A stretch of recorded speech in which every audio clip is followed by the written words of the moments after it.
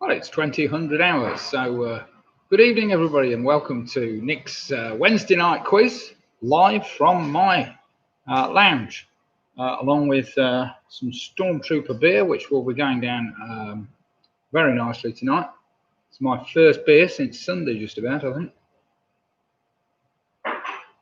Remarkably, but never mind.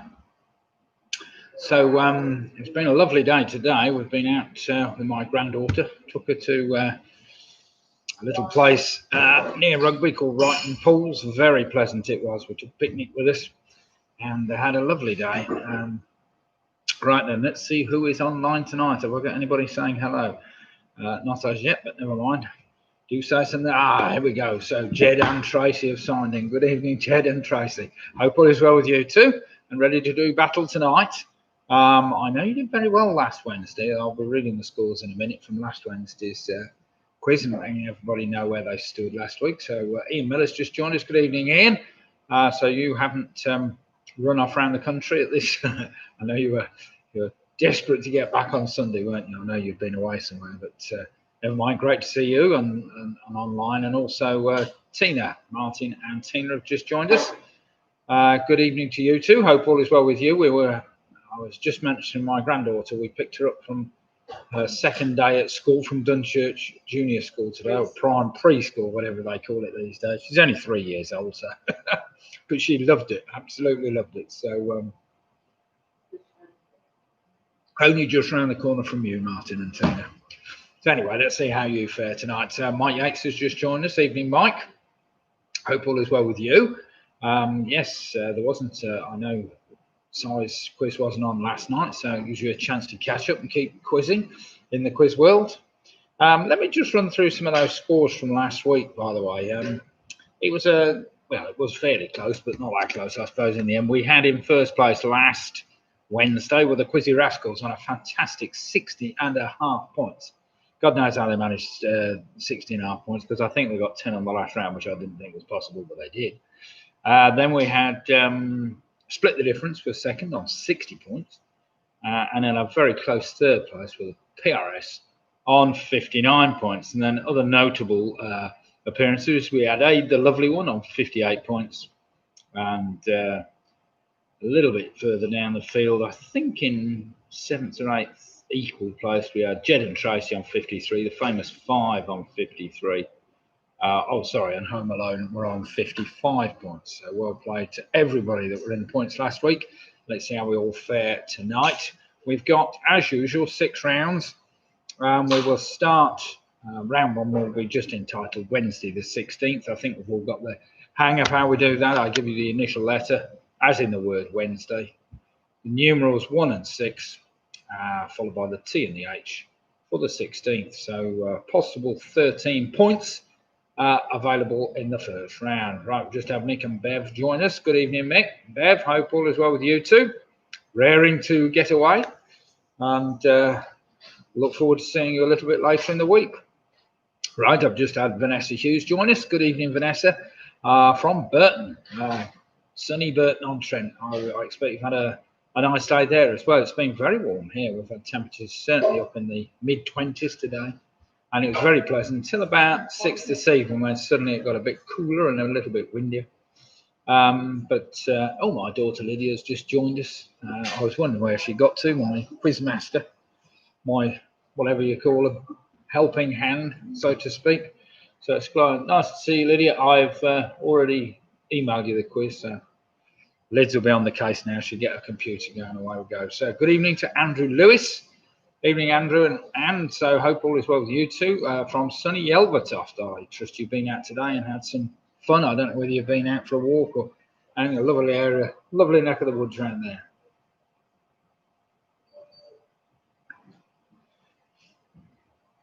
What's that? Ian's just saying here about the train incident at Lawford on Monday. Came to a halt at the end of our garden. Idiots. Oh dear. Oh dear, oh dear. What have they done then, Ian? You better spill the beans. I didn't hear about it. You'll have to explain a little bit more detail or message me. No, I didn't hear about that. Never mind. Hi, everybody. Right, we've got one of the boobies here. Booby 2 is going to be bringing up the rear in a minute. So Faye's joining us from the booby girls. So we've got one boobies here already. So well, let's await eagerly the second booby, so to speak. And right, I've been through these scores, so let's just go through the rounds that we're doing tonight. As I've mentioned earlier, Bradgate Park. Andrew Lewis just said he's been to Bradgate Park. That's beautiful. Not so warm that far north. I'm surprised it's not that far north. Oh, but never mind. I hope you enjoyed it all the same, even if it wasn't. He was just saying they threw some wheelie bins off the bridge onto the track. Oh, that's very clever. Very, very clever. So presumably the train had to come to a quick stop. I trust they didn't do it straight in front of the train. Idiots. Never mind. Kids will be kids. I'm not saying I never did anything as a child on the railways. Used to put pennies on the line and see whether they could get squashed. You get a flat penny. Surely children still do that, don't they? No, maybe not. Not allowed to go anywhere near the trains these days. Right, let's just go through the rounds. As I mentioned earlier, we had Wednesday the 16th is round 1. Round 2 tonight is an initial letter link, where you basically there 9 general knowledge questions. Question 10 asks you to take the first letter of your first 9 answers, rearrange them to spell out the name of something or other. Round number 3 is a connections round. Again, 9 general knowledge questions, where question 10 asks for you to find a connection between the previous 9 answers. Round number 4, one you'll all love. This is entitled Back to School, something to do with going back to school. Round number 5 tonight will be a straightforward geography round. I know most people like a good old geography round, except my wife. She hates them, but never mind. Can't please everybody all the time. And finally, we have round number 6, which will be, as usual, just a general trivia round to keep you all going. So we had anybody else sign in so far. We're up to 25 people logged on from various locations at the moment. So Burton-on-Trent contingents. We've got contingents from Yelvertoft, Dunchurch, Crick. George Priestley's just joined us. Hi, George. Hope all is well with you. Now, George, where are you from? Are you a Rugbyan or are you from elsewhere in the country? Ian Barker's just joined us. Good evening, Ian. Hope all is well with you. And John O'Rourke and the Famous Five have just joined us. I did mention the Famous Five earlier. They were in the points last week, not quite at the top last Wednesday, but never mind. As I'd already mentioned, we have the Quizzy Rascals. They won last week's quiz on a fantastic 60.5 points, who were very closely followed by Split the Difference and PRS. They were the top 3 teams with Home Alone 6, although I can't remember whether it was Home Alone 3.5, and or followed by Jed and Tracy and the Famous Five. Robin's put surprisingly large, the UK. Yes, George. Now, with a name like Priestley, let me think, where do Priestleys come from? What do you reckon, Robin? Let's have a guess where Priestleys come from in the UK then. Can't be Rugby, surely. Let's, come on, George, give us a clue. Narrow it down. Give us a county, then we can have a guess at least where you're transmitting from. Chris Meads has just joined us this evening. Chris, hope all is well with you. And I understand you don't want to go and visit the cheddar cheese factory, but that's fair play. Nothing wrong with that.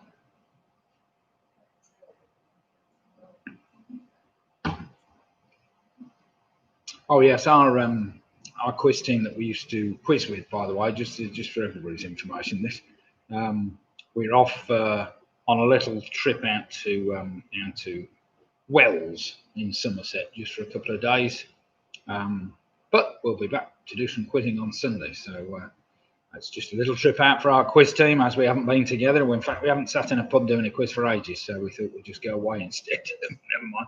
Sounds a good idea to me. Although we've got to socially distance, of course, as in 5s and 6s or whatever else. Right, Pick a Mix have just joined us. Good evening to Pick a Mix. Hope all is well with you, and we're all keeping well tonight. Raring to go with some good trivia to keep you going. Michelle's just joined us from Crick. Good evening, Michelle Gibbons.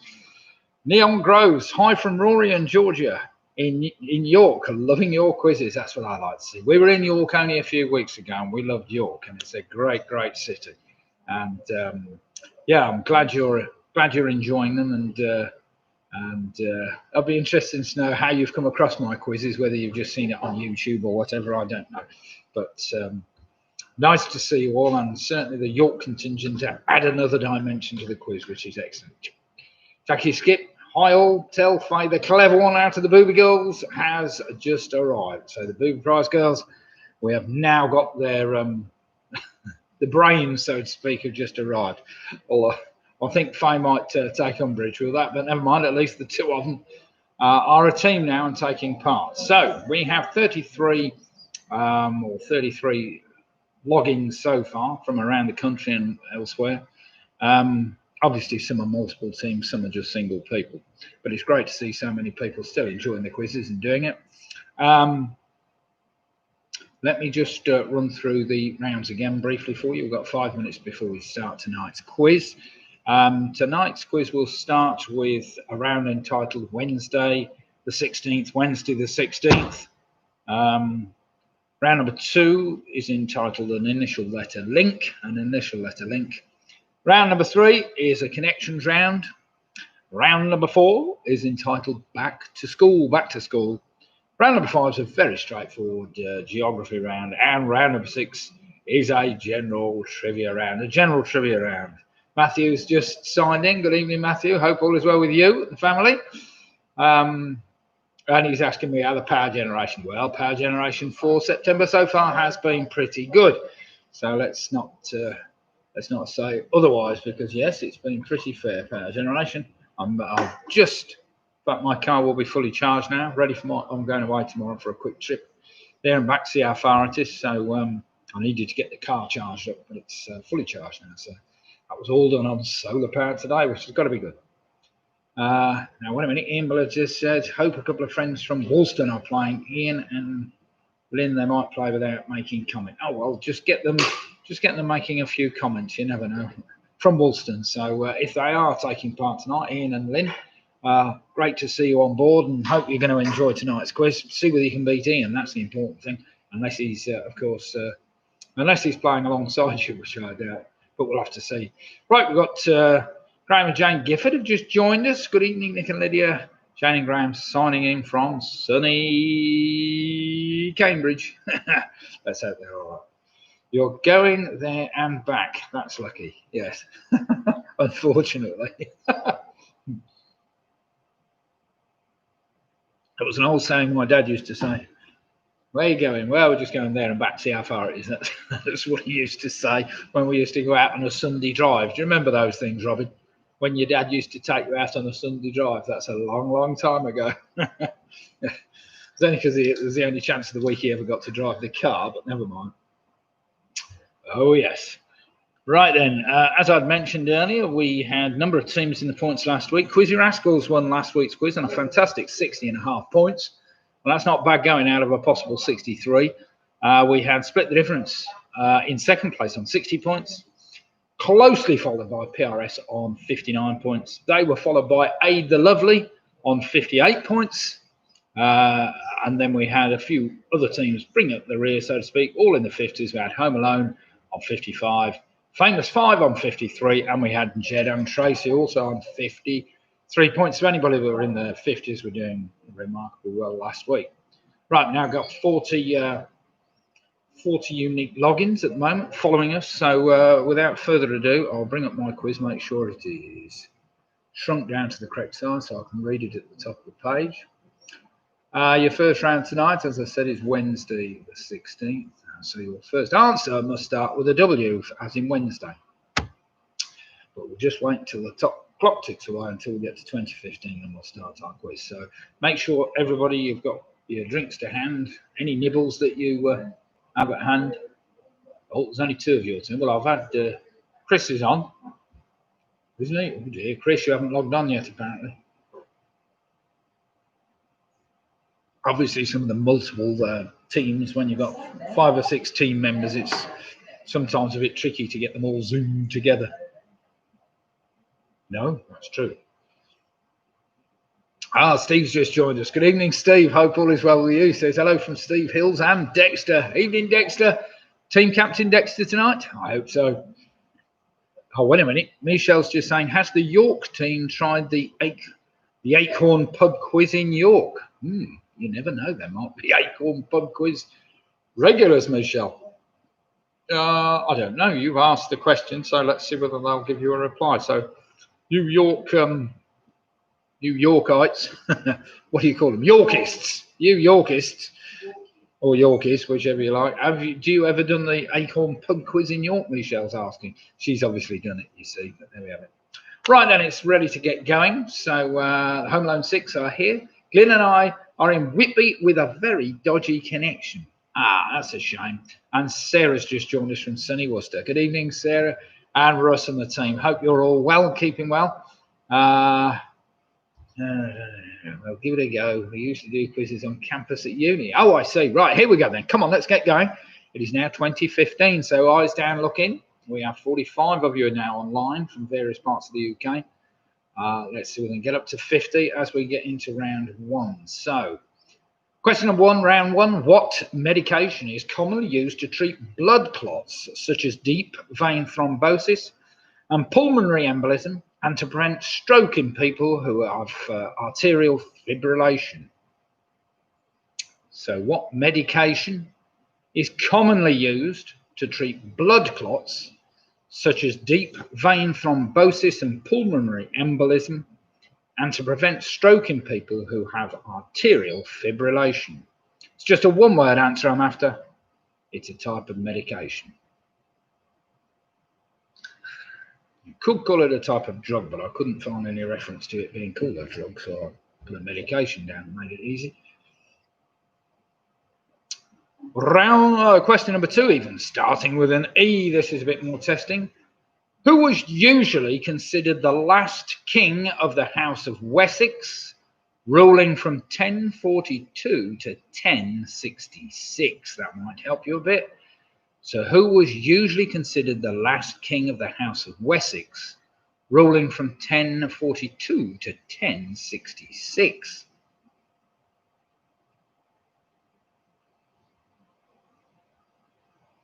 Don't get them mixed up. There were a few kings on the throne in 1066, if I'm not mistaken.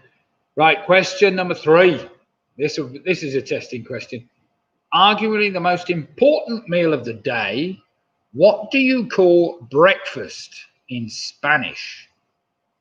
It's not a spelling test. I don't expect you to be able to spell it perfectly, but just a good guess or a good go at that one. So, arguably the most important meal of the day. What do you call breakfast in Spanish? There's a good one for you.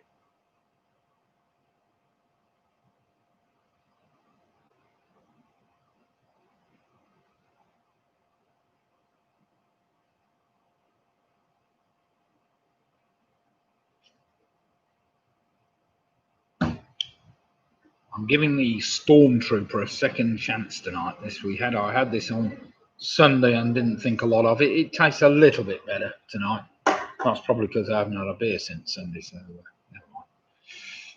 Right, question number 4.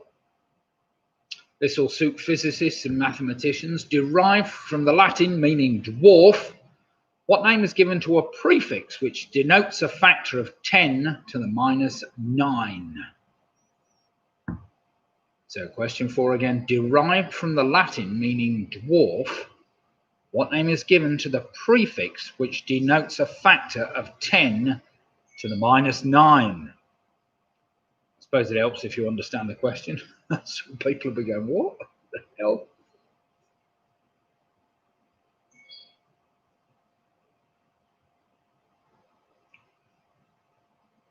Apparently the coronavirus is about this size. Well, it's measured in this thing anyway.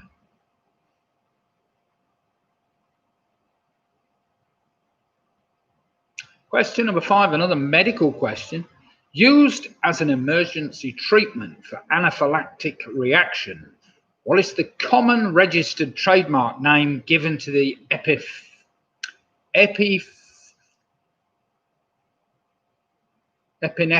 I've got it right. Epinephrine auto-injector.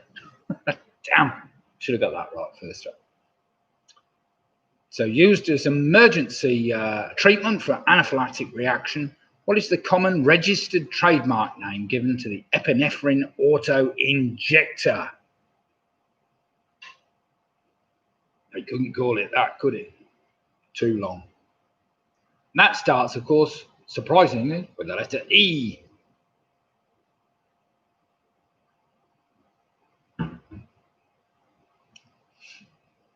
Question number 6 starts with the letter S.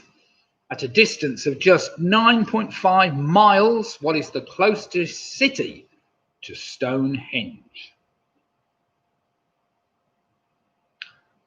So at a distance of just 9.5 miles, what is the closest city to Stonehenge?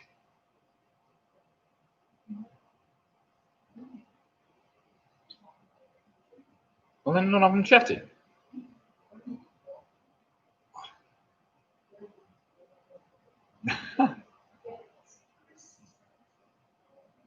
Yeah. Maybe you're on the wrong thing, actually. Question number 7, starting with the letter D, which makes this quite straightforward. In North America, they're known as thumbtacks. But what are these items called in the United Kingdom? So question 7 again, in North America, they are known as thumbtacks. But what are these items known as in the United Kingdom? It's a two-word answer, starting with the letter D, surprisingly.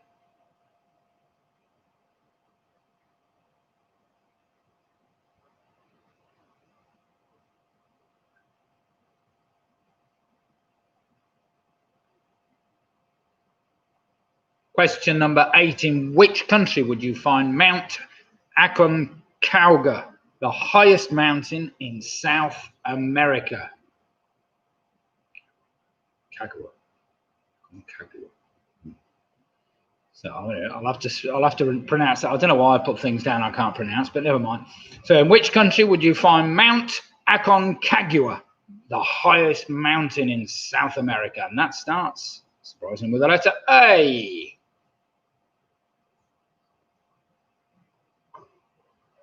I do sometimes. I have done later on. I just forgot that. I've obviously forgotten the first round.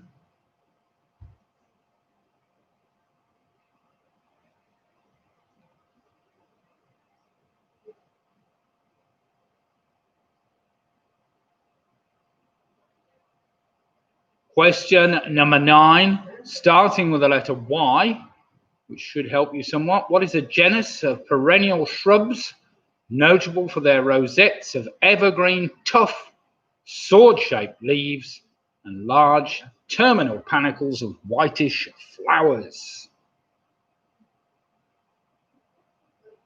So question 9 again, what is a genus of perennial shrubs notable for their rosettes of evergreen, tough, sword-shaped leaves and large terminal panicles of whitish flowers?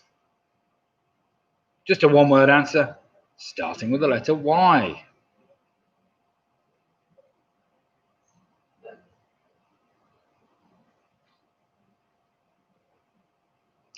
Right then, question number 10 starts with the number 1. It's not a lot of help, but it does start with the number 1. Question number 10, in what century did the Montgolfier brothers make their first ever test flight?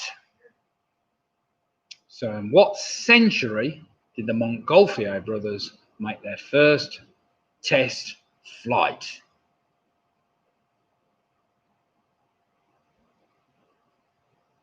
Not that long ago, but long enough ago.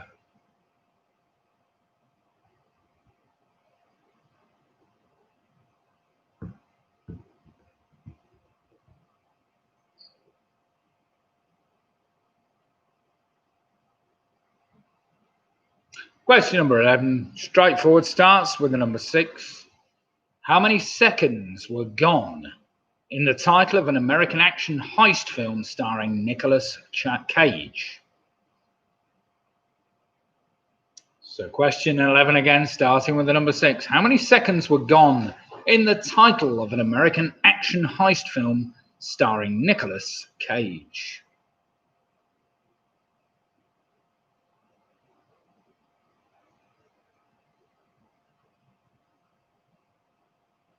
Right then, question number 12 even starts with the letter T. It's a two-word answer, which may help you. Which sport uses a piece of equipment that must be exactly 9 foot long and 5 foot wide? So which sport uses a piece of equipment that must be exactly 9 foot long and 5 foot wide?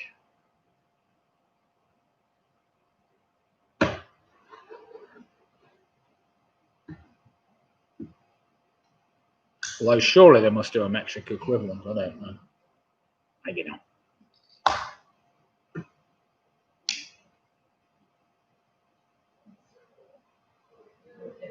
And finally, question number 13.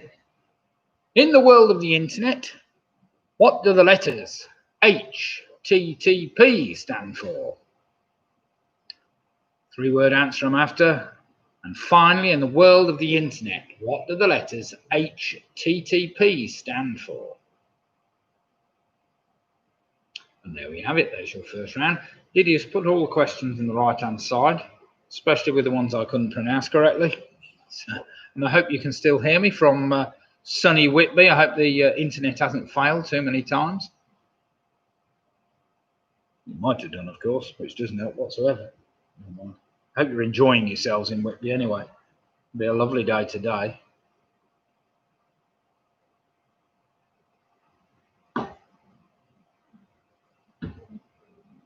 I would try getting in touch with them on a different chat thing. Try them on the other chat. Text them, ring them.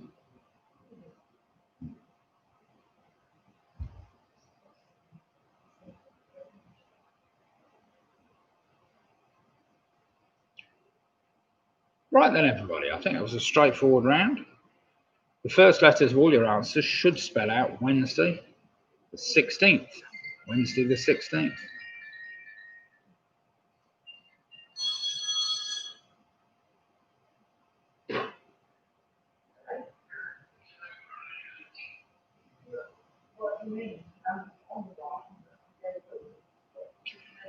Right then, here we go then. Let's go through the answers. What medication is commonly used to treat blood clots? That's warfarin. Warfarin. Number 2, who was usually considered the last king of the House of Wessex? That was Edward the Confessor. Edward the Confessor. Number 3, arguably the most important meal of the day, breakfast, is called Deseanu. Deseanu. Don't really mind how you spell it, but it's spelled Desaayuno. Deseanu. Question number 4, derived from the Latin meaning dwarf, what name is given to a prefix which denotes a factor of 10 to the minus 9? Well, that's called nano, as in a nanometer. Apparently the what's it virus is 9 nanometers in size or something like that, so not very big at all. Number 5, I was up after an EpiPen, that's the registered trademark. Number 6, I was after the city of Salisbury. Number 7, of course, are drawing pins. Number 8 was Argentina. Aconcagua, yes. Number 9 was the yucca. Number 10, it was the 18th century. The Montgolfier brothers made their first ever test flight in 1782. 18th century is what I was after. Number 19, of course, it was gone in 60 seconds. It was 60 I was after. Number 12, that sport I wanted, was table tennis. And finally, number 13 even, it's hypertext transfer protocol. Hypertext transfer protocol. So well done if you got that. Right then, everybody, if you want to just send me some of your scores in after that round, we'll see how you've all fared, and I'll start keeping a bit of a tally. Right, we've got Jed and Tracy straight in with an 11, as is Sarah and the gang from Worcester on 11. PRS are on 12, Ian Miller's on 10, Martin Davis is on 11, Famous Five are on 12. Mike Yates is on 10, Michelle Gibbons, very good start, 13. The Yorkies are on 11. Andrew Lewis is on 10. We've got Jane Gifford and Graham on 12. Mick Roberts is on 11. The Booby Prize girls on a fantastic 10 points. Who else have we got in there? Carol Jackson Home Alone 6 on a fantastic 12. Well played. You still got connection up in Whitby, I trust. Steve Farnden's on 8. Pick and Mixer on a very respectable 12 points. Well played, you. Vanessa's on a fantastic 8 points as well. My wife's having technical issues with WhatsApp, I think. It doesn't seem to be communicating between the team. She thought they'd all abandoned her, but never mind. And we got Roger Griffiths on a fantastic 10 points. Well played, Roger. Right then, Angela Depew, have we had your score in yet? Do we know what split the difference has done?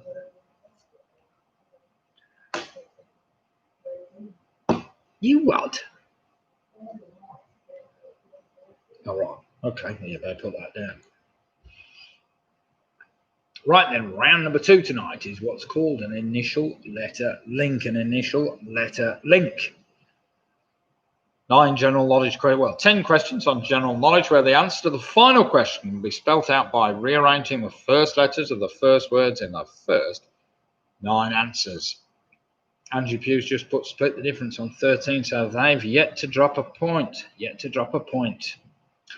Right, let's see whether we can catch them out with this round then.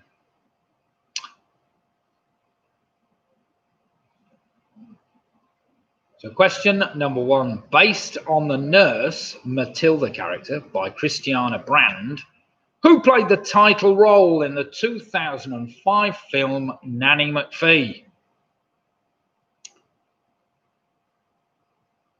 So based on the nurse Matilda character by Christiana Brand, get it right, who played the title role in the 2005 film Nanny McPhee?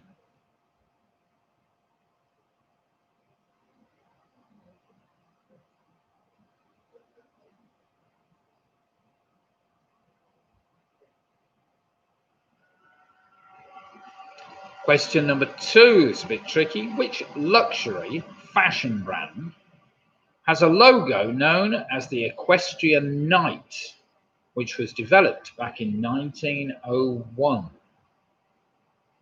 Might help you eliminate a few. So which luxury fashion brand has a logo known as the Equestrian Knight, which was developed in 1901? Just to help you, it's a 1-word answer I'm after.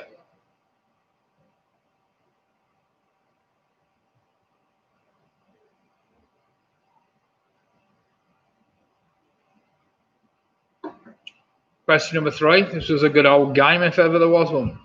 What is the common title of a game played on a large flat mat, which was released in 1966, and a film released in 1996 that was the first feature film to be released commercially on DVD? So question 3 again. What is the common title of a game played on a large flat mat released in 1966 and a film released in 1996 that was the first feature film to be released commercially on DVD? Sure, most of you will have played that silly game on the mat, but never mind. It was a bit of fun.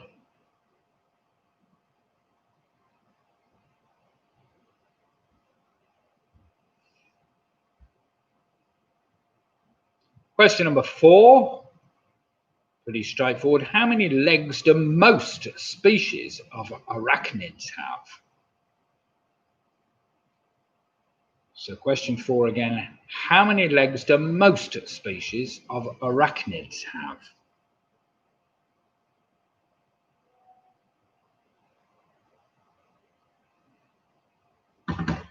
I did go searching this afternoon to see whether I could find any arachnids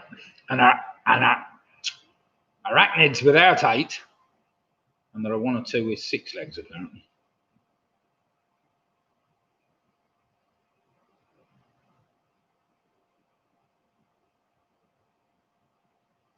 Question number 5. I'm sure we've had this in the distant past somewhere, but never mind, I'll have it again. In Thomas Hardy's novel Jude the Obscure, which city did he call Christminster?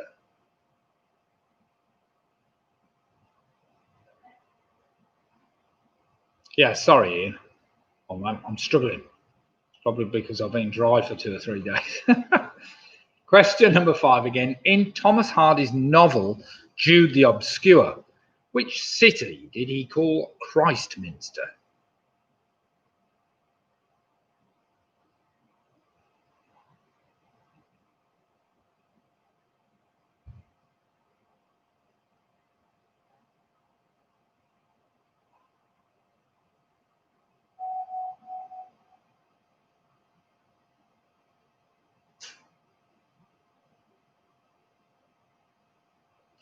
Question number 6 just takes a bit of lateral thinking. You'll all get this, I'm sure. Which car manufacturer has used the advertising slogan, the toughest 4-letter word on wheels? So which car manufacturer has used the advertising slogan, the toughest 4-letter word on wheels?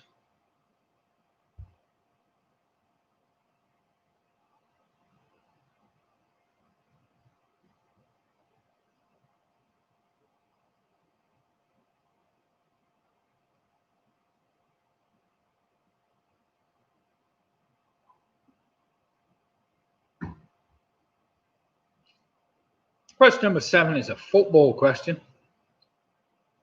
Who holds the record as being both the oldest footballer to play for England, having played for them when he was 42 years old, and the oldest footballer to play in the top league of English football, doing this when he was 50?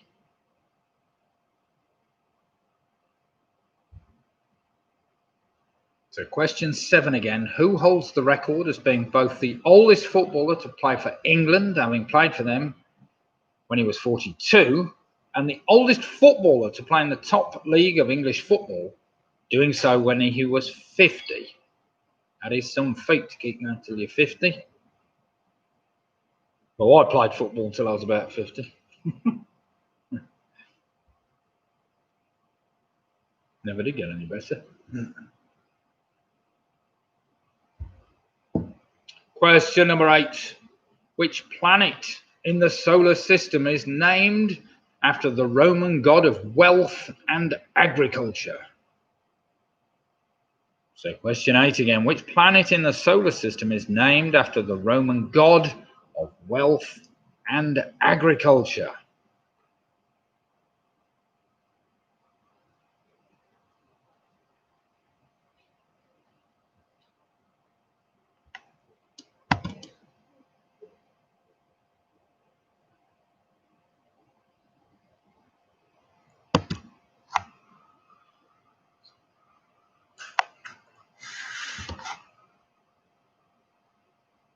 Question number 9 is another easy one for me to pronounce.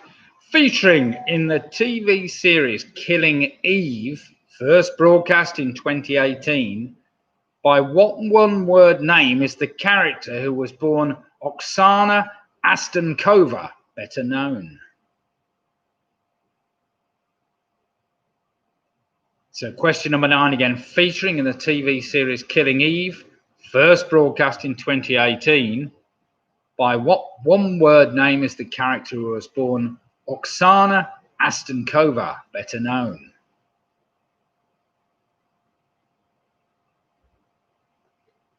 Not to be crossed, as I recall.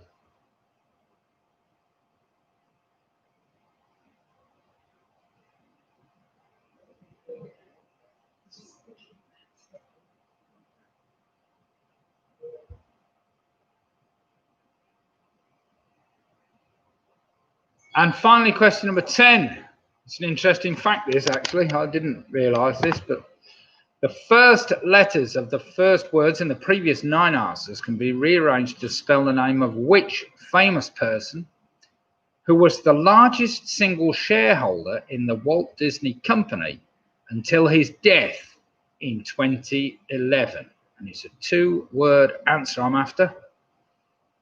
So the first letters of the first words in the previous 9 answers can be rearranged to spell the name of which famous person who was the largest single shareholder in the Walt Disney Company until his death in 2011. And it's a 2-word answer.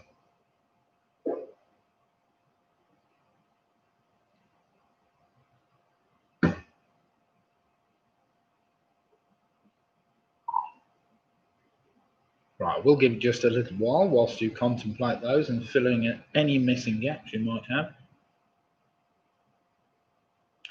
I'm trying this one at the moment. It's called Shake the Tree. I can get it out of the light. And it's an orange-infused IPA. Just tastes a bit orangey, I have to say.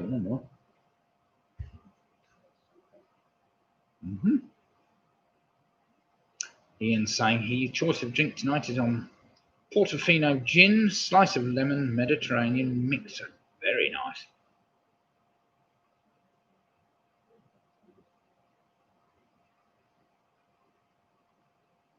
Bottle of Spitfire, says Ian. Can't go wrong with a bottle of Spitfire.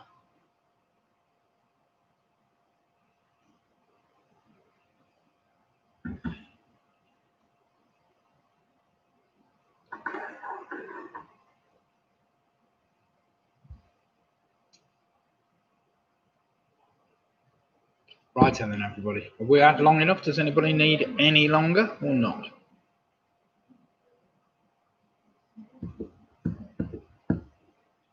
Martini.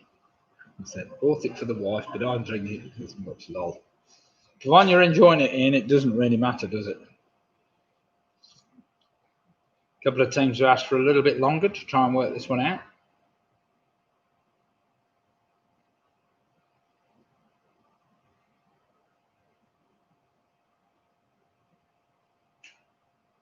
I could come back on Sunday if you like, I suppose. We'll have it done by then.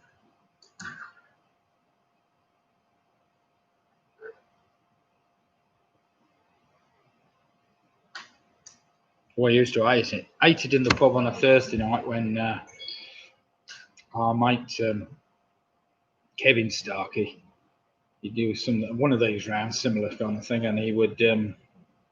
I'd just get it as we'd already handed the blooming paper in, and you'd eventually get the connection or something. It used to drive me spare.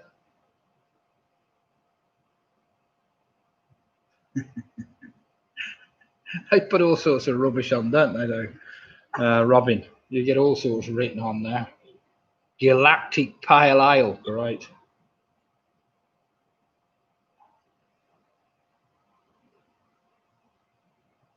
A hoppy, aromatic, bright citrus flavours, blended with aromas of pine and herbs, following the soft bitterness and earthy undertones. That's what it says on the back of the tin. I mean, who reads all that rubbish? Never mind. Does it make it taste any better? You stick with them, Robin. That'll be fine, I'm sure. Right then, let's go through this round. I think we've had long enough. So you should have 10 answers down. So we started off. The title role was played by Emma Thompson in Nanny McPhee. Number 2, the luxury fashion brand was Burberry. Burberry, their logo is a knight on horseback. The Equestrian Knight. Number 3, that game and that film were called Twister, of course. We used to play Twister on the mat. Many a party. How many legs do most species of arachnids have? That's 8. Number 5, the city that Thomas Hardy called Christminster was Oxford. Number 6, the car manufacturer whose advertising slogan, the toughest 4-letter word on wheels, was Jeep. Well done if you got Jeep. Number 7 was Stanley Matthews, of course, the oldest player. Number 8, planet in the solar system, which is known as for wealth and agriculture, of course, is Saturn. Number 9, Oksana Astankova was better known as Villanelle in the TV series Killing Eve. You won't want to cross her in a hurry, believe me. She'll kill you with her eyes. And finally, if you rearrange first letter of the third word in the previous 9 answers, you ended up with the guy that died of cancer in charge of Apple. It was Steve Jobs, of course, who apparently was the largest single shareholder in the Walt Disney Company. But I bet those shares are worth a bit bob or two now.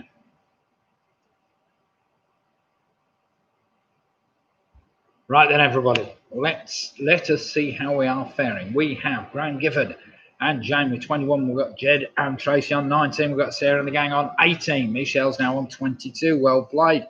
Carol Jackson, Home Alone 6 are on 22. PRS are also on 22, as are the famous 5 on 22. Ian Miller bombed it on that round with a 16. Must be too much gin, Ian. Martin Davis on 17. Robert Griffiths on 19. Well done, Roger. Steve Farnan on 15. Mick Roberts on 20. Andrew Lewis on 15. The Booby Prize girls moved on to a very respectable 19. We've got Vanessa Hughes on 14. Pig and Mix are now on 21 points. 18 for the Yorkies. Well played, the Yorkies. 15 for Mike Yates. Have we got any other scores in? Have split the difference, decided whether they got 8 or 13 on the last round and how many they've got in this round. They're not. Nobody seems to be putting their scores on at the moment. How much you score that round? So that puts you on 22, does it? So split the difference are also on 22 points. So at the moment, it's a 5-way split for first place, all on 22 points. So well done, all you teams on 22 points.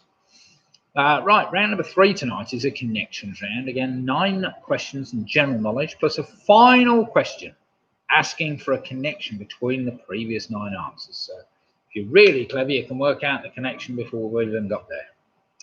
As an old friend of mine used to do after just three questions, he could normally work it out. So come on, Robin, let's see whether you can get the connection straight away. Here we go then. Question number 1 tonight. Which famous poet was sometimes referred to as the Bard of Ayrshire? So which famous poet was sometimes referred to as the Bard of Ayrshire?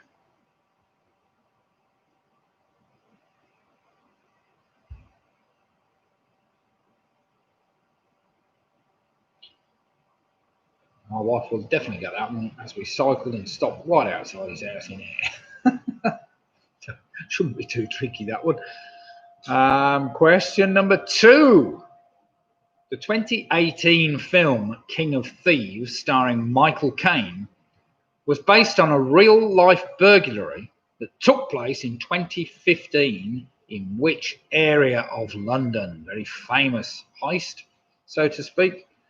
So the 2018 film King of Thieves, starring Michael Caine, was based on a real-life burglary that took place in 2015 in which area of London? Oh dear. Give me the hiccups there. Must be the orange in the infusion.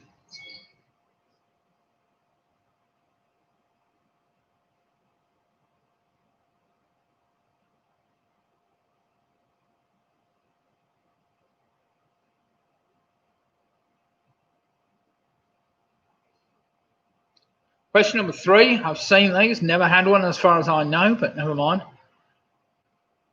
Which cocktail shooter is made by pouring Sambuca into a shot glass, followed by Bailey's Irish cream on top, so that the two do not mix? Sure, my daughter will know that one. Lydia will know that one. No telling your mother. Just looking, make sure there's no information being passed. So which cocktail shooter is made by pouring Sambuca into a shot glass, followed by Bailey's Irish cream on top, so that the two do not mix?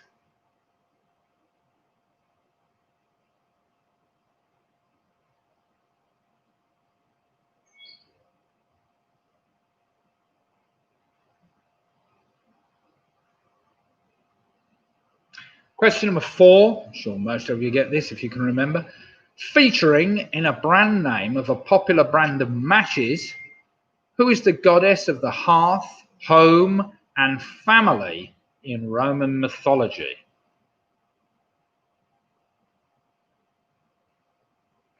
So question 4 again. Featuring in a brand name of a popular brand of matches, who is the goddess of the hearth, home, and family in Roman mythology?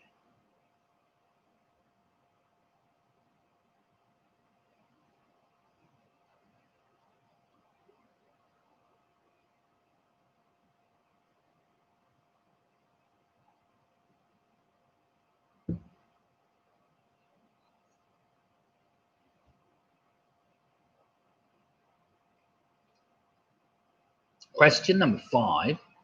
In terms of both population and area, what is the largest country in South America? So in terms of both population and area, what is the largest country in South America?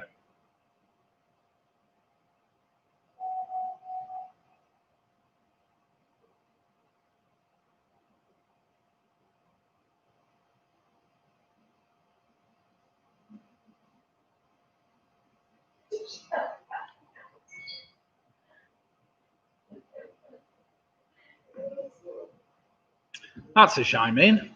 Saying he thinks the Hogs have moved on. Lol, not seen them for 2 nights, going into 3rd night. Oh dear. Never mind. Either that or they've gone off the food. I don't know. Maybe you need to be putting some tastier morsels out for them. I don't know. No, I doubt it. Something may have happened. Question number 6. This is a tricky one, and only proper baseball fans were going to get this one. In baseball, what name is given to the fielding position between the 2nd and 3rd bases and is thought to be one of the most demanding positions in the sport? Not easy at all, that one. So in baseball, what name is given to the fielding position between the 2nd and the 3rd bases and is thought to be one of the most demanding positions in the sport?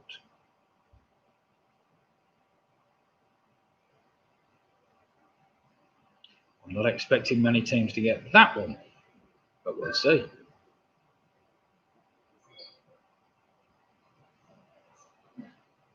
Question number 7, very good film, one I haven't seen for a long time. In which film did Al Pacino play a Cuban refugee called Tony Montana? So in which film did Al Pacino play a Cuban refugee called Tony Montana? Great film.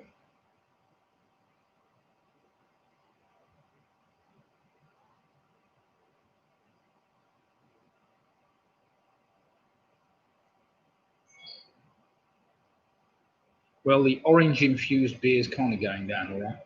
Slight hint of orange. With a delicate floral background to it. Question number 8. What name is given to the edible flower buds of the Flinders rose plant that are normally eaten pickled and are a common ingredient in Mediterranean cuisine? You'll all have seen them on the supermarket shelves. So what name is given to the edible flower buds of the Flinders rose plant that are normally eaten pickled and are a common ingredient in Mediterranean cuisine?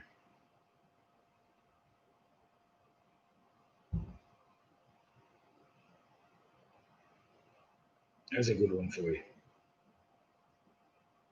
Could be.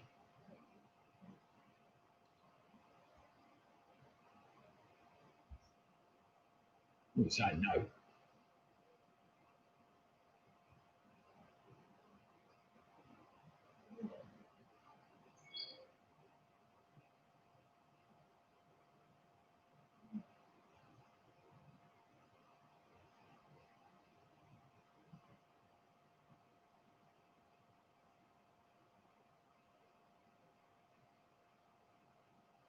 Right, question number 9. See whether I can pronounce this little lot. At the 2012 Summer Olympics, a team consisting of Carl Hester, Laura Bechtolsheim and Charlotte Dujardin won a gold medal in which sport? It's a one-word answer I'm after. So at the 2012 Summer Olympics, presumably London, a team consisting of Carl Hester, Laura Bechtolsheim and Charlotte Dujardin won a gold medal in which sport?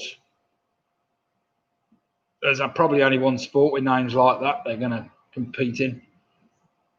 Just a one-word answer I'm after.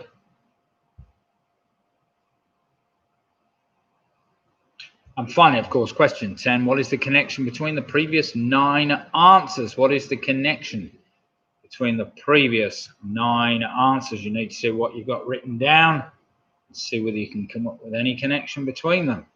I will give you a minute to try and sort that little lot out.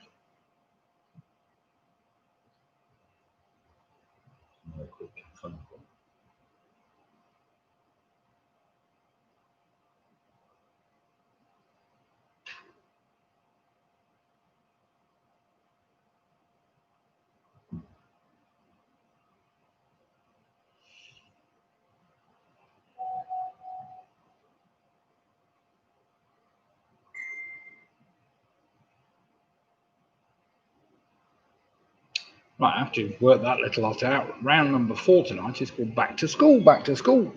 Something to do with going back to school.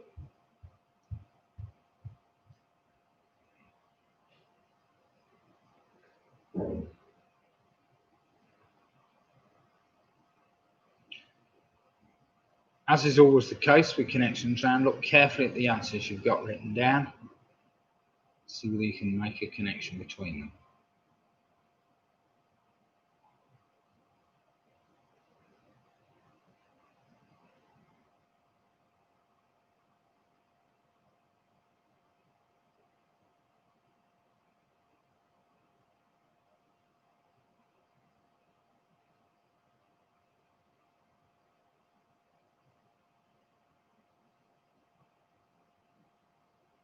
Right, 56 minutes we've been online now. Does anybody need a little bit longer, or are we ready to go ahead and do some marking? Quickly write in the chat column if you need a little bit more time.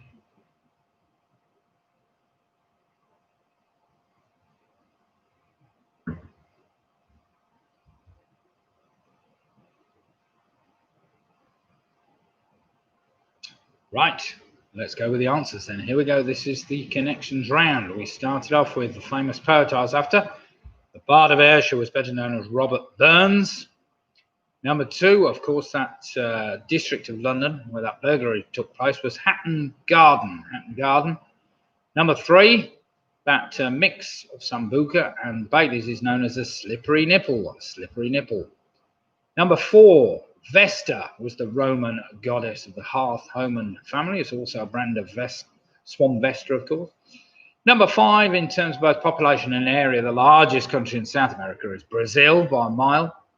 Number 6, in baseball, I was after the most demanding position in the sport. It's called shortstop. Shortstop. Well done if you got that, because I didn't know that at all. No hope. Number 7, in which film did Al Pacino play a Cuban refugee called Tony Montana? That was Scarface. Number 8, the edible flower buds of the Flinders rose plant are better known as capers. Capers, which are often pickled, and they're a common ingredient in Mediterranean cuisine. Number 9, Laura Bechtol's mare and Charlotte Dujardin and Carl Hestrel took place. They won a gold medal in dressage. Sorry, dressage was what I was after. And of course, the common connection between the previous 9 answers, they all start with some kind of item of clothing. Number 1, a robe. Number 2 was a hat, a slip, a vest, a bra, short scarf, cap or cape, and a dress. So well done if you got that. So the connection was basically something to do with clothing. All the answers start with some form of clothing. Well done if you worked that out. Not the easiest thing in the world, but never mind. Right, Sarah and the gang are on 27. We have the famous 5 and a very respectable 32 points. Baseball wasn't sock then. 26 for Martin. Well played them. We've also got PRS on 32 points. Well played. Ian Miller's on 23. Home Alone 6 are on 32. Jed and Tracy are on 28 points. We've got Roger Griffiths on 25. Graham Gifford and Jane are on 26. Mike Yates is on 22. Andrew Lewis is on 21. Vanessa Hughes is on 22 points. Hilary Farnham's on 22. Michelle's now on 29 points. Difficult one. It was difficult, Michelle. Split the difference and moved on to 32 points. And the Booby Prize girls are now on 26 points. A well played Booby Prize girls. Oh, and the Yorkies, they're on 23. Well done, the Ongroves. 23 for the Yorkies. Hope you're all faring well there. Ian saying if I go backwards anymore at the end of the quiz, I'll be on 0. Yeah, man, it's the taking part, Ian. You've taken part and you enjoy it on or off. And Mick Roberts on a very respectable 28 points. Right then, round number 4 is entitled Back to School. I'm sure we'll all score a few points here. It can't be that hard. We all remember our school days with fondness, I'm sure. Well, maybe the first few days. Right, here we go. The question 1. In the USA, or the United States of America, what word is used to refer to the head teacher of a primary or secondary school? So in the USA, What word is used to refer to the head teacher of a primary or secondary school? Paul, I'm going to have to call you back. I'm live at the moment on telly, all right? Who's there at the moment? I can hear it, all right. No, you can't do much. It'll eventually go off on its own, but yeah, you'll have. Do you want to ring Keith? Because I'm live at the moment on the telly. It will, but after quite a while. So you'll just have to give me a ring a little bit. I'll give you a ring a bit later, all right, and we'll come and sort it. Okay, no problem. Cheers. Have you checked there's no fire anywhere? Well, go and check. Go and check. That's the whole idea of a fire alarm. Check the whole building, make sure there's no fires anywhere before you do anything. All right, no problem. Cheers, mate. Thanks. Bye. Bye. Fire alarm's going off at the pub. Great. Oh, that's great. That is fire alarm's going off at the pub. Nobody's there except one of my occupants, and he hasn't been to check to make sure there's no fire anywhere. Dear. I just told him to go and just check, mate, before we haven't got a fire before we go any further. Never mind. Right then, question number 2. Let's crack on with this. What was the name of the rag doll who, together with Humpty, Hamble, Big Ted and Little Ted, was one of the original regular dolls on the TV series Play School? I don't mean on the telly, unless you've got your telly watching. So what was the name of the rag doll who, together with Humpty, Hamble, Big Ted and Little Ted, was one of the original regular dolls on the children's TV show Play School? Yeah, Wills isn't there, Chris.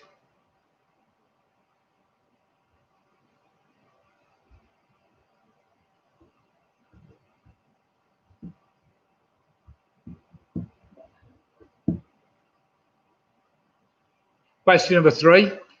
In a 2005 4-part documentary series, which celebrity chef attempted to improve the quality and nutritional value of school dinners at a typical British school? So in 2005 4-part documentary series, which celebrity chef attempted to improve the quality and nutritional value of school dinners at a typical British school? Well, I certainly needed to do that. I was nearly poisoned when I was a kid at school. You can tell, can't you? From the thin looks and whatever else. It all came about from the lack of nutrition at school. I would not eat my dinner. It was horrible. I remember those nice little round lumps of potato they used to give you with one of them ice cream scoops, you know. Black bits in it, and oh, it was horrible.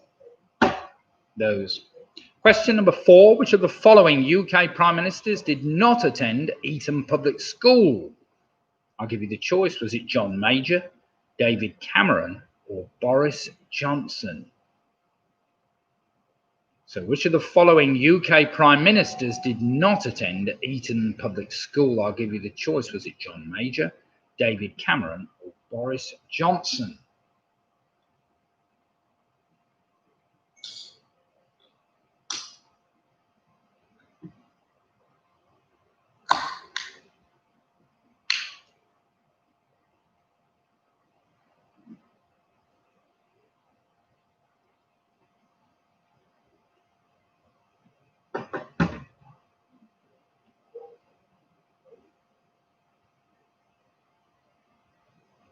Question number 5. In the Harry Potter novels, Hogwarts School of Witchcraft and Wizardry has a Latin motto that translates into English as "Never tickle a sleeping what?" So in the Harry Potter novels, Hogwarts School of Witchcraft and Wizardry has a Latin motto that translates into English as "Never tickle a sleeping what?"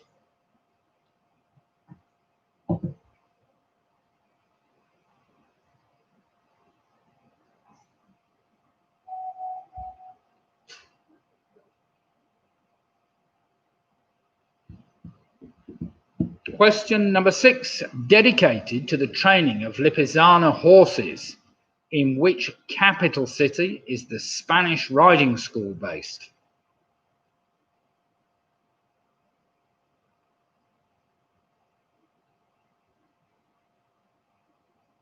No, no, you don't want to tickle one of those, Martin.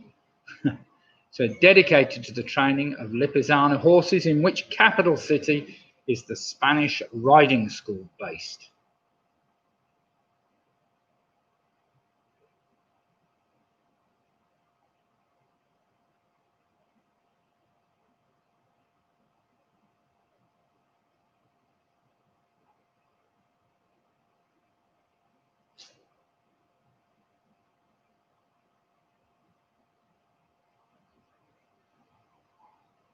Question number 7.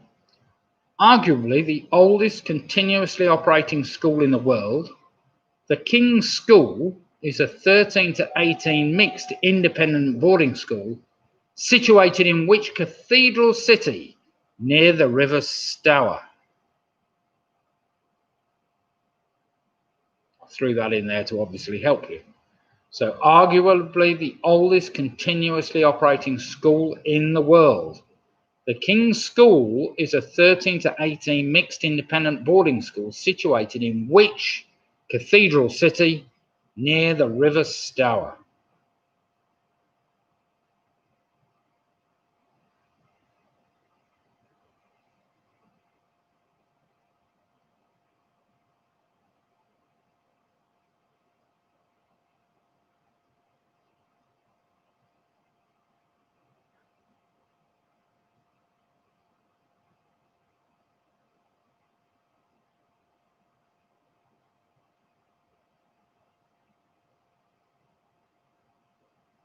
Question number 8.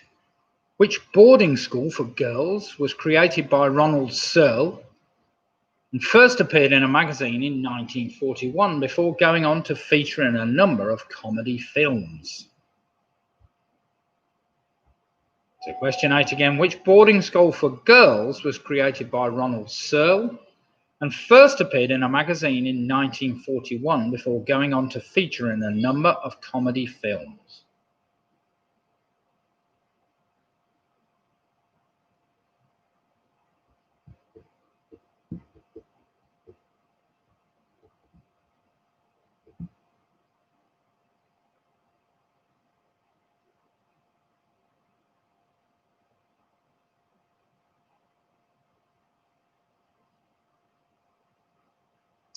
Question number 9. No more pencils, no more books, no more teachers, dirty looks are a section of the lyrics to which major hit single of 1972? So the lines, no more pencils, no more books, no more teachers, dirty looks, are a section of the lyrics to which major hit single of 1972?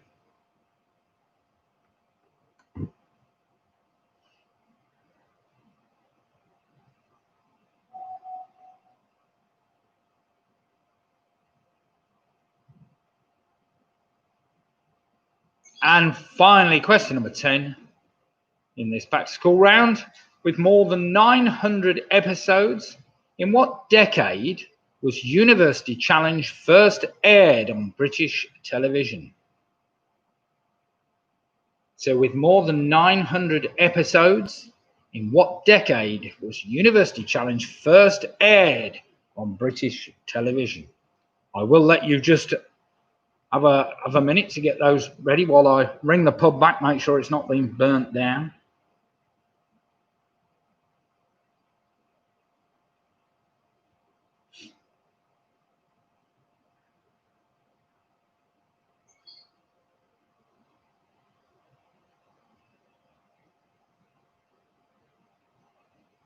Give me a second. Oh.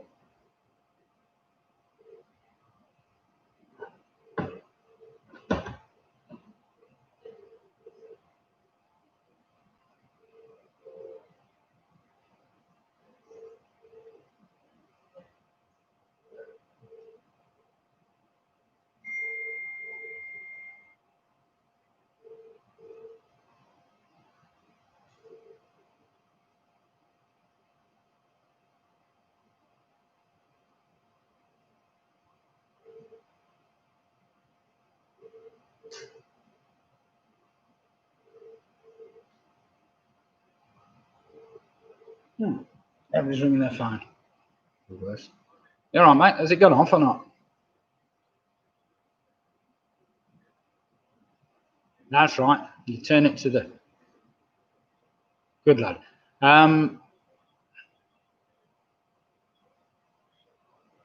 So there's nothing untoward as far as you can see.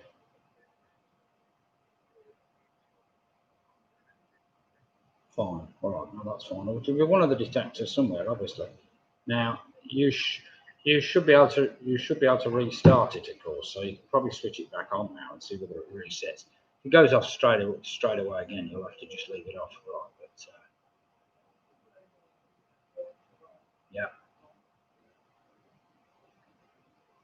yeah, reset. Yeah, right. Okay. All right. Leave it at that. I'll give you a call later. I'm still doing the quiz. All right. So I'll give you a call later. All right, mate. No problem. Thanks. No.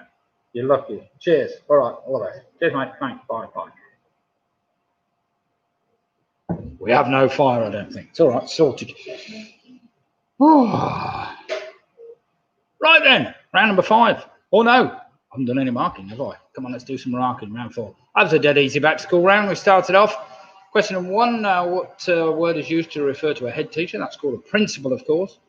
Number 2, it was Jemima I was after. That was the missing one, the rag doll. Children's TV show Play School.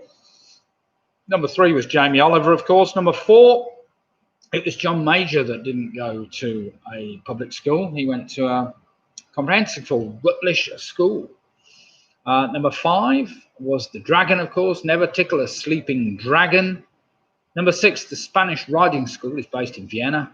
Number 7 was the cathedral city of Canterbury. Well done if you've got Canterbury. The King's School, apparently, Canterbury is the oldest in the world. They claim to be. Number 8 was St Trinian School, of course. Number 9 was Schools Out by Alice Cooper, very famous hit. And finally, number 10, with over 900 episodes, in what decade was University Challenge first aired? Well, it was first aired in the 1960s, 1962 to be precise. So well done if you got that. Right then, everybody, let's have some scores in, and we'll go straight into the geography round, see how we all fare with that one.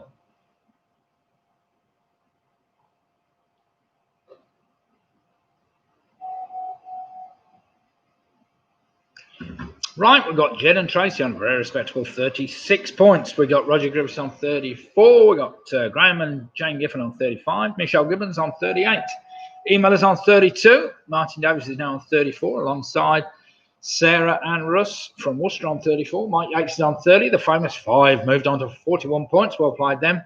Andrew Lewis is on 28. Mick Robertson on 35. Hilary Farmer's on 30. Got the Home Alone 6 also on 41 points. Well played them. Vanessa Hughes is on 30. We've got the Booby Price Girls on 34 points. 30 for the Yorkies. Georgia has seen Alice Cooper perform Schools Out live in Newcastle. Fantastic. Wow. We've got Pick a Mix on 37 points. Well played them. We've got Split the Difference also on 41 points. So we've got 3 teams on 41 points at the moment, all doing very well. Very few points dropped there. I haven't got PRS's score down, but I'm sure they're going to come straight through with it any second now. Right then, round number 5 is entitled Geography. It's a very straightforward. 42. Now for they've just sneaked ahead, so we have PRS just sneaked into the lead. That extra point, Canterbury was a good one for me, as I used to live down the road. Oh, right. That's fair enough. At least you know it's on the River Stour, I suppose. Or Stour. Right, question number 1. Running 7,000 kilometers through 7 South American countries, what is the longest above water mountain range in the world?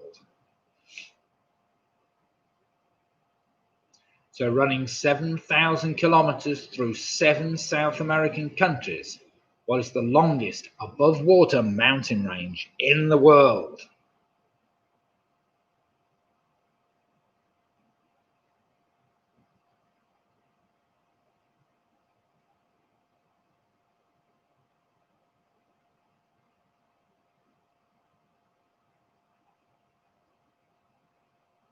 Question number 2. Just a matter of London Underground Station 3. Which of the following is not a station on the London Underground? I'll give you the choice. Is it Trafalgar Square, Leicester Square, or Euston Square? So which of the following is not a station on the London Underground? I'll give you the choice. Is it Trafalgar Square, Leicester Square, or Euston Square? Helps if you've gone on the Underground a bit, I suppose.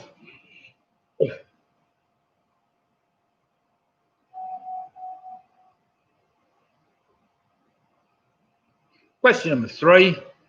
Barcelona is the capital of which autonomous community of Spain? So Barcelona is the capital of which autonomous community of Spain?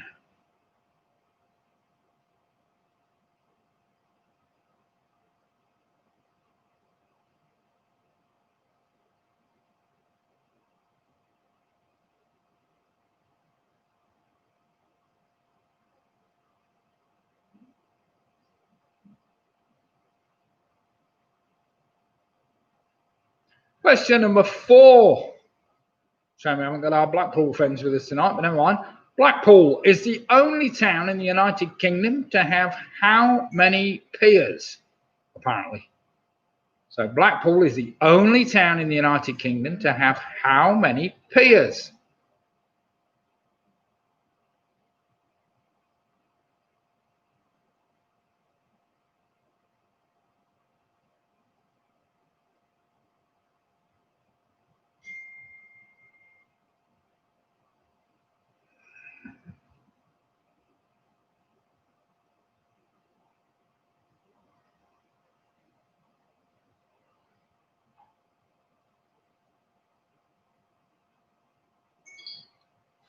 Good old Wigan.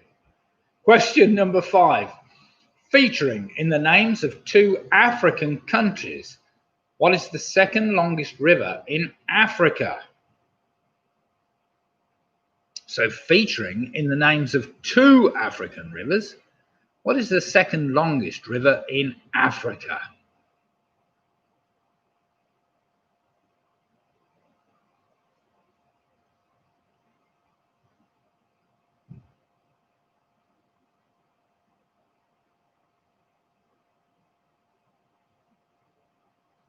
Number 6.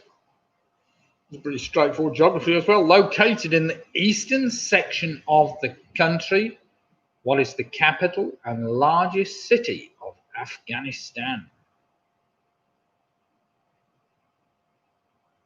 If you don't know it's the capital city, at least you'll have heard it on the news at one time or another. So located in the eastern section of the country, what is the capital and largest city of Afghanistan?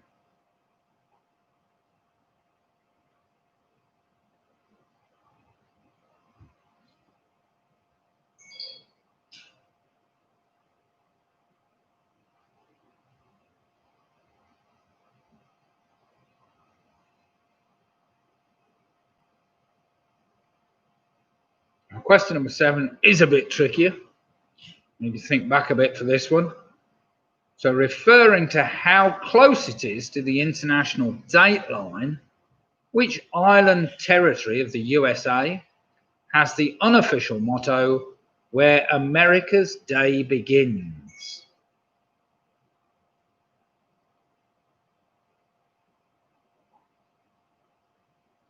So referring to how close it is to the international date line, which island territory of the USA has the unofficial motto, "Where America's Day Begins"? It's not smoke.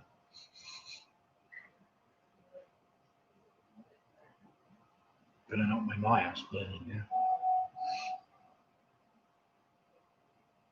Must be me thinking of the pub. Must be. What do they call it when you think something?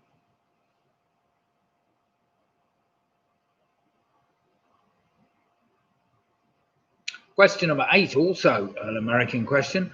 Which US state was named after one of the Channel Islands which had given sanctuary to King Charles II during the English Civil War? That's an interesting fact. Hadn't known it until I looked it up the other day. So which US state was named after one of the Channel Islands, which had given sanctuary to Charles II during the English Civil War?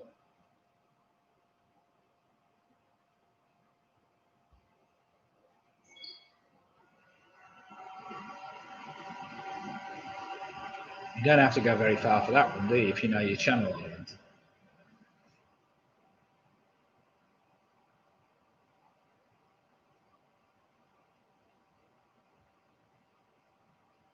Question number 9. What letter in the Greek alphabet is also a term used to refer to a landform at the mouth of a river where it empties into a body of water? I know I've given that one away a bit, but what letter in the Greek alphabet is also a term used to refer to a landform at the mouth of a river where it empties into a body of water? How's our internet doing up in Whitby, Carol? Give me the thumbs up if you've still got a decent internet connection.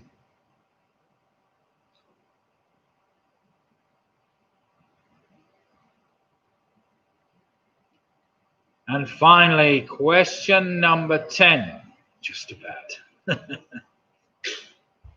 With just 14 of these in England and Wales, what does it mean if a settlement is said to be a doubly thankful village?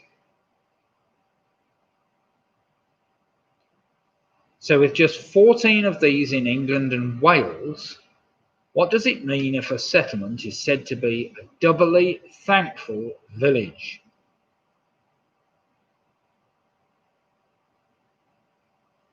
And that's the end of our round 5, our geography round. All with the exception of the last one, they were all fairly straightforward, I thought. Well, not maybe the case. Who knows?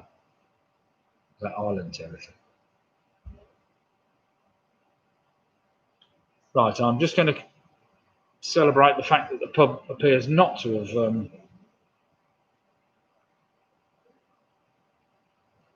well done, Jane.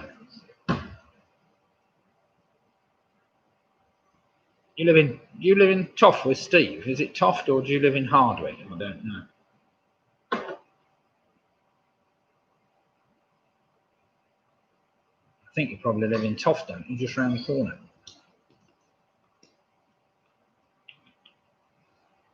Okay then, everybody. Let's get some marking done. We don't need any extra time, do we? Toft, a great village, and singly thankful. Well, that's better than not being thankful at all, I suppose. So here we go. Question 1, I was after the mountain range called the Andes, of course, which runs 7,000 kilometres even.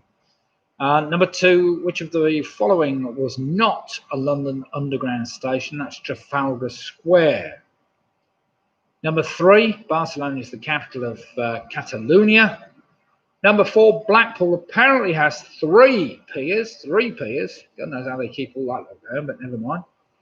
Question number 4, featuring in the names of 2 African countries, what is the second longest river in Africa? That's the Congo.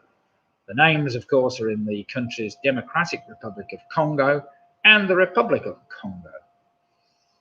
Number 6, that city I was after, the capital and largest city of Afghanistan, is called Kabul.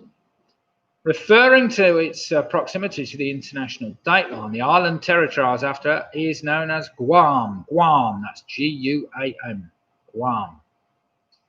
Very military importance, that was kept by the Americans.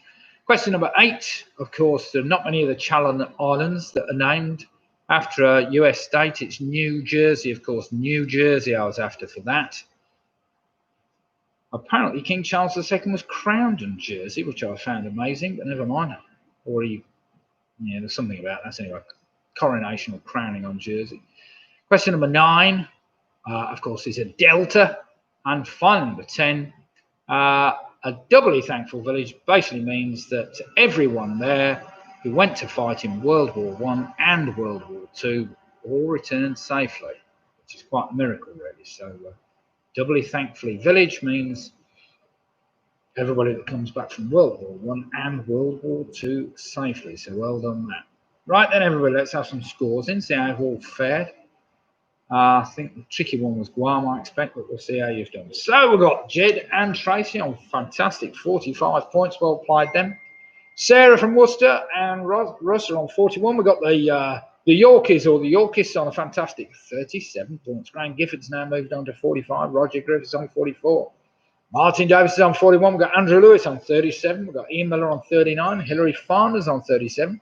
Vanessa Hughes is on 36. The famous 5, good, hard-hitting, 50 points. We've got Home Alone 6 on 49 points. We've got PRS on 52 points. Well played them. Mick Roberts is on 44. Mike Yates is on 37. The Booby Prize Girls are on 41. We love question 10. Michelle Gibbons, 47. Chris Mead says Split the Difference are on 50 points. And Pick a Mix are on 44. So at the moment we have Home Alone 6 on 49. We've got 2 teams, Famous 5 and Split the Difference, both on 50 points. But out in the lead by 2 clear points at this stage, we have PRS. Well played them. Another good round for them. Right then, round number 6 tonight is just a general trivia round, Some of these you should know, some you might not know. Just general knowledge, nothing more. So let's see how you fare with these. 10 questions, see whether we can find a winner for tonight's quiz out of the lot of you somewhere. So here we go.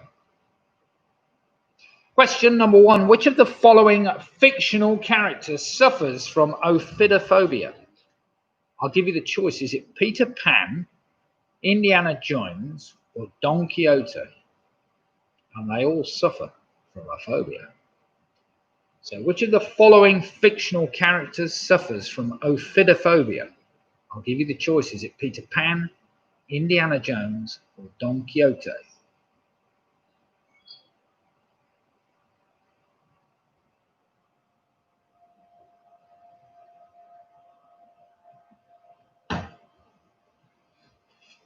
Nothing like a good phobia question to get you going. Question number 2 is a bit more straightforward for all you quizzers. Who or what is sometimes referred to as the old lady of Threadneedle Street? So who or what is sometimes referred to as the old lady of Threadneedle Street?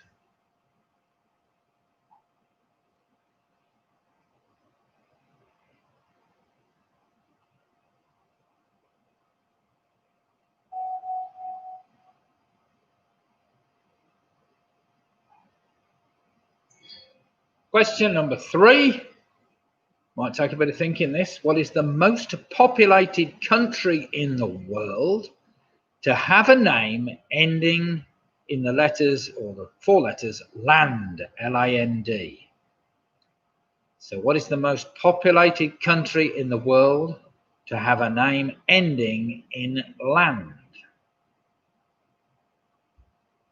As in Frogland or something like that.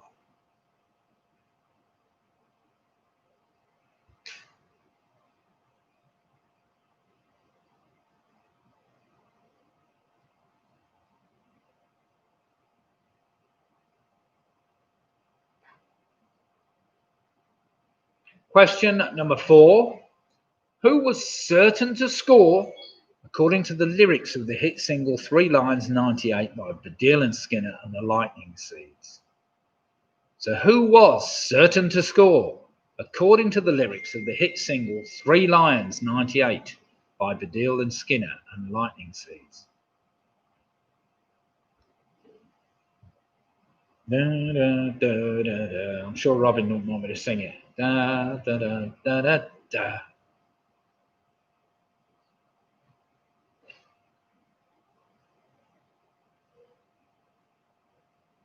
Question number 5 is a film I gave up on, I'm sorry, halfway through.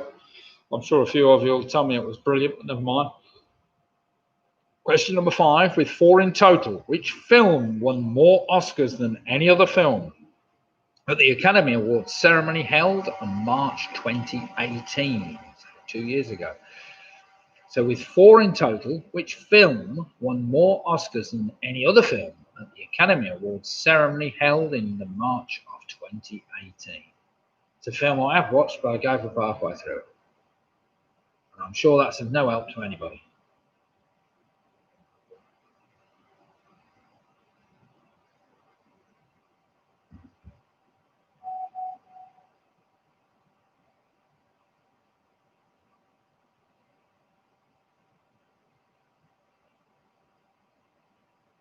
Question number 6 is an interesting one, if you can remember. Visualize in your memory.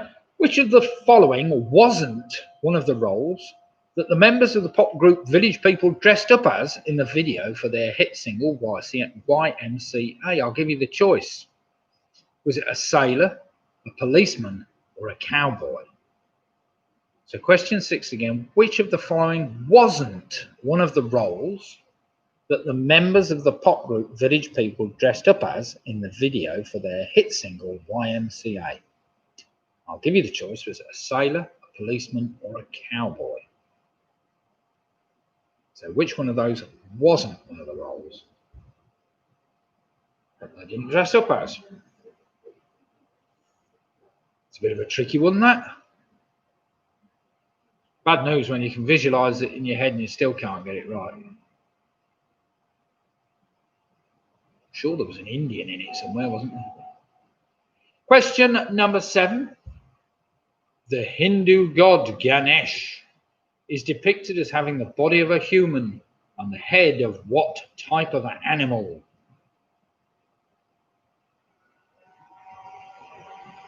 I've got it spelt there as Ganesha, but I'm sure it's Ganesh. So question 7 again. The Hindu god Ganesh is depicted as having the body of a human and the head of what type of animal?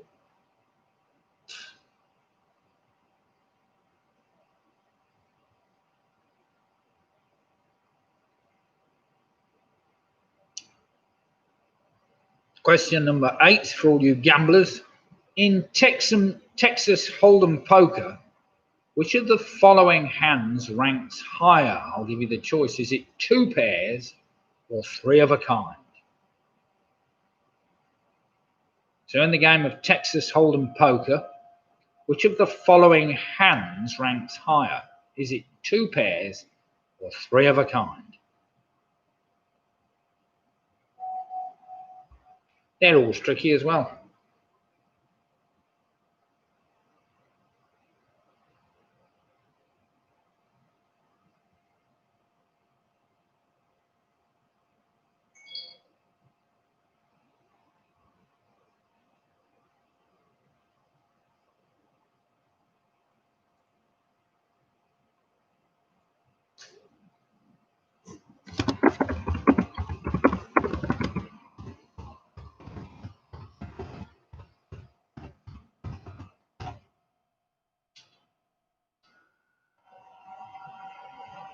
Question number 9. In the XY sex determination system, do females typically have 2 X chromosomes, 2 Y chromosomes, or 1 X chromosome and 1 Y chromosome? So come on, all you ladies, you should all know this one, obviously. In the XY sex determination system, do females typically have 2 X chromosomes, 2 Y chromosomes, or 1 X chromosome and 1 Y chromosome? So basically, are you 2X, 2Y, or an XY?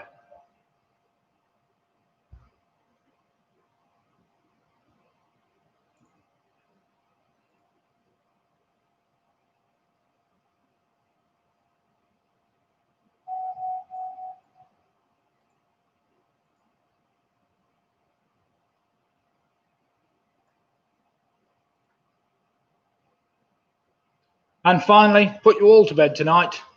According to the opening line of the Lou Reed song Walk on the Wild Side, Holly came from which city in America?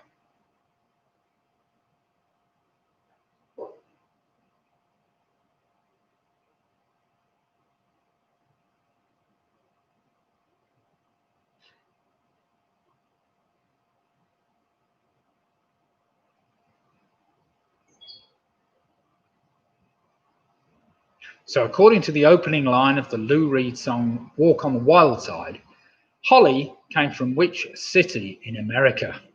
It's a tricky one, that one.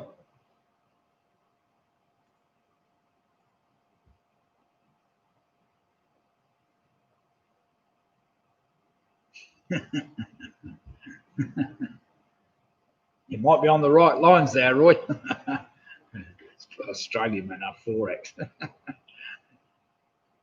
Castlemaine.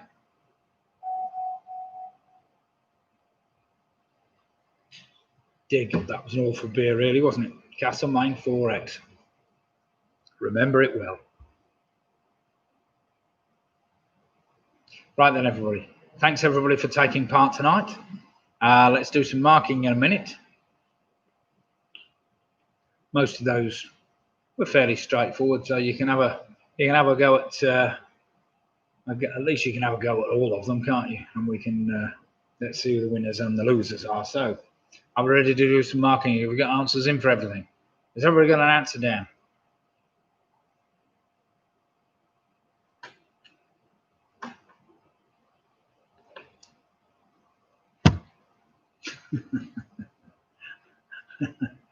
Oh dear. That's about right here. Right then, everyone, let's get some marking done. And this is the last round. A couple of tricky ones in there that might just cause a few hiccups, but never mind. Right, which of the following fictional characters suffer from ophidophobia? Ophidophobia, of course, is the fear of snakes, and that was Indiana Jones. Peter Pan, he suffers from gerascophobia, which is basically the fear of getting old. And Don Quixote, of course, he suffers from pragmatophobia, which is the fear of reality. Just thought you might like to know that. But it's Indiana Jones I was after for ophidophobia. Number 2, I was after the Bank of England, also the old lady of Threadneedle Street. Number 3, what is the most populated country in the world to have a name ending in land? That's Thailand. Thailand. Well done if you got that. Number 4, who was certain to score according to the lyrics of the hit single Three Lions? That was Shearer. Shearer was sure to score. Number 5, that film I was after, which I gave up on after about an hour, was The Shape of Water. The Shape of Water. Number 6, which of the following wasn't one of the roles that the members of the pop group Village People dressed up as in the video? It was a sailor. Not one of them dressed up as a sailor, apparently. Number 7, the Hindu god Ganesh is depicted as having the body of a human and the head of an elephant, of course. In Texas Hold'em poker, which of the following ranks higher? 2 pairs or 3 of a kind? That's 3 of a kind. Number 9, in the chromosome sex determination system, do females typically have? Well, they typically have 2 X chromosomes. 2 X chromosomes for ladies. Finally, number 10, according to the opening line of the Lou Reed song Walk on the Wild Side, Holly came from which city? That's Miami. Holly came from Miami, Florida, hitchhiked her way across the USA, plucked her eyebrows on the way, shaved her legs, and then he was a she. She says, hey, babe, take a walk on the wild side. Hey, honey, take a walk on the wild side. Well done if you got that. Miami I was after. Right, let's have some scores in. So I've all fared after that tricky last round. That might have caused a few headaches, but never mind. Right, we end up with Jed and Trace, a very respectable 54 points out of a possible 63. That's a cracking result. Mike Yates on 41. Well played, Mike. Michelle, some great questions in that, she says.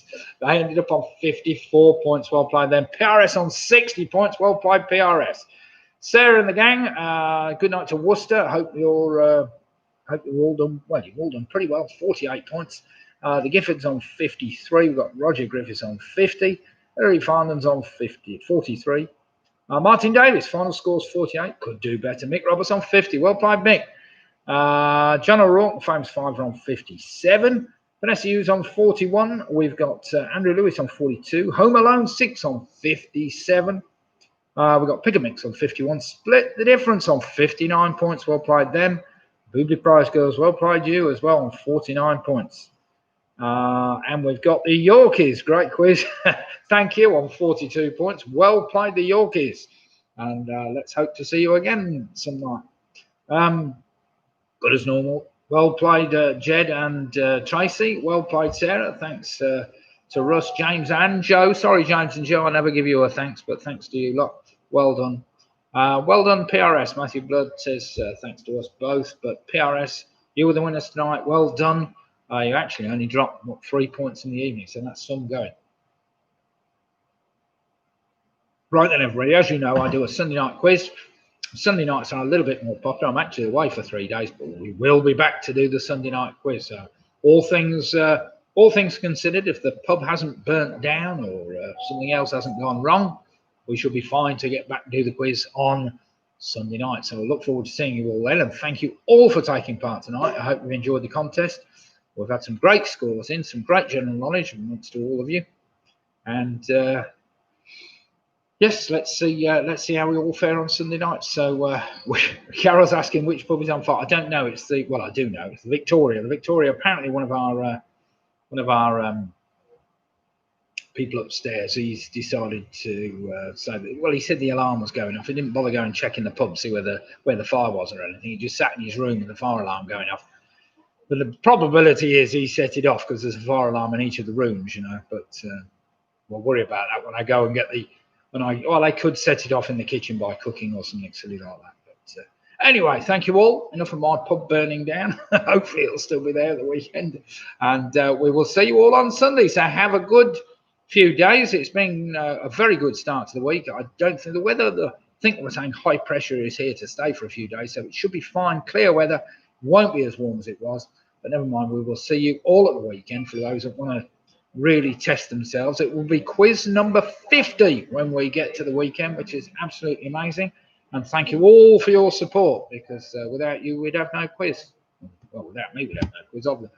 But never mind. So good night, everybody, and sleep tight, and we will see you on Sunday. Good night, all.